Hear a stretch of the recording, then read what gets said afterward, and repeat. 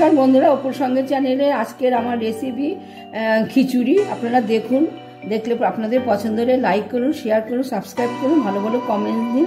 ধন্যবাদ। এবার আমি গ্যাস জ্বালিয়ে দিলাম, গ্যাসের ইটা শুকোবে। আর তার মধ্যে সরষের তেল দেবো, আর একটু গোটা জিরে ফোড়ন দেবো, শুকনো লঙ্কা ফোড়ন দেবো, আদাটা নিয়েছি,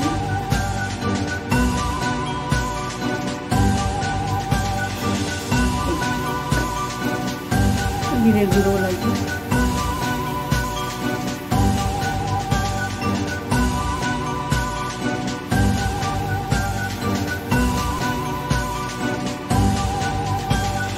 এখন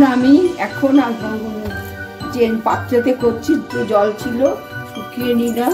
এবার আমি সর্ষের তেল দিলাম, সর্ষের তেল দিয়ে আমি গোটা জিরে ফোড়ন দেব, গোটা জিরে ফোড়ন দিলাম, শুকনো লঙ্কা ফোড়ন দেব।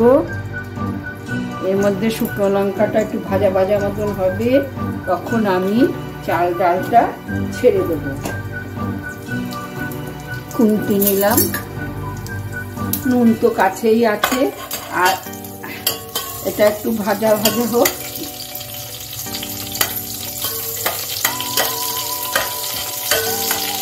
এটা শুকনো লঙ্কাটা একটু ভাজা ভাজা হবে, তারপরে আমি চাল ডালটা ছেড়ে দেব। শুকনো লঙ্কাটা ভাজা ভাজা হলে একটু লাল লাল করে ভাজা ভাজা হবে, তারপরে আমি চাল ডালটা ছেড়ে দেবো। শুকনো লঙ্কা ভাজা ভাজা হয়ে গেছে, এবার আমি চালটা দিয়ে দিচ্ছি।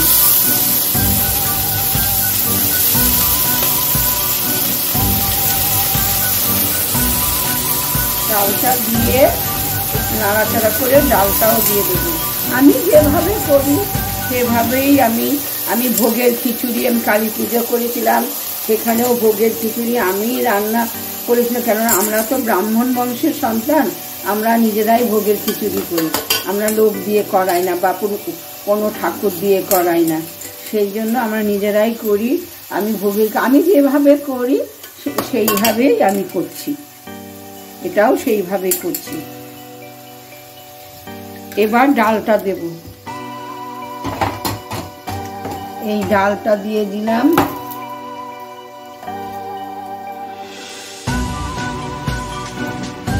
ডালটা দিয়ে দিলাম।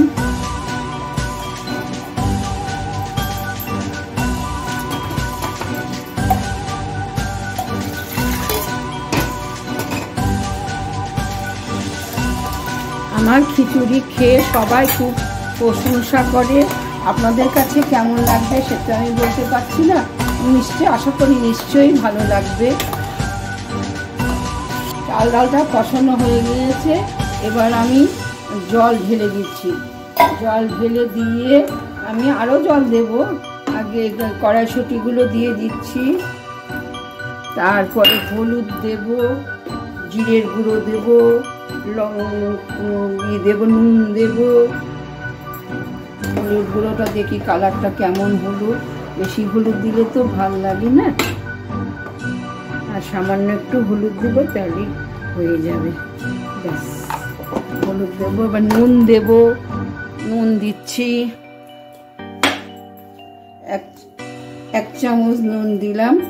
আর নুন দেব না, পরে চেখে দেখবো ঠিক আছে কিনা, যদি একটু কম কম লাগে তাহলে আর একটু দেব। এবার আমি জল ঢেলে দিয়েছি, তো হলুদ টলুদ দিয়ে দিয়েছি। এবার আমি আদা বাটা দেব,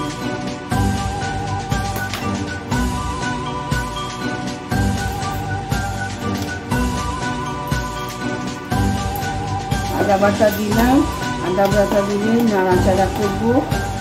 তারপরে আমি ফুলকপি আলু ভেজে রেখেছিলাম, সেটা দিয়ে দিলাম। এবার জিরের গুঁড়ো দেব, জিরের গুঁড়ো দিয়ে একটু গরম জল করব, গরম জল করে এর মধ্যে ঢেলে দেব। তারপরে নামানোর আগ দিয়ে একটু মিষ্টি দেব। খিচুড়ি একটু মিষ্টি মিষ্টি না হলে তো ভালো লাগে না, আপনারা নিশ্চয়ই জানেন। এবার কাঁচা লঙ্কাগুলো দিয়ে দিচ্ছি, এবার কাঁচা লঙ্কাগুলো দেব। কাঁচা লঙ্কা দিলে খিচুড়িটা টেস্টি টেস্টি হয়। আপনারা অবশ্য জানেন, আপনারা তো সবাই করে খান, খিচুড়িটা সব ফ্যামিলিতেই করে খায়। এবার আমি এর মধ্যে 1 চামচ ঘি দেবো। হয়ে গিয়েছে আমাদের খিচুড়ি।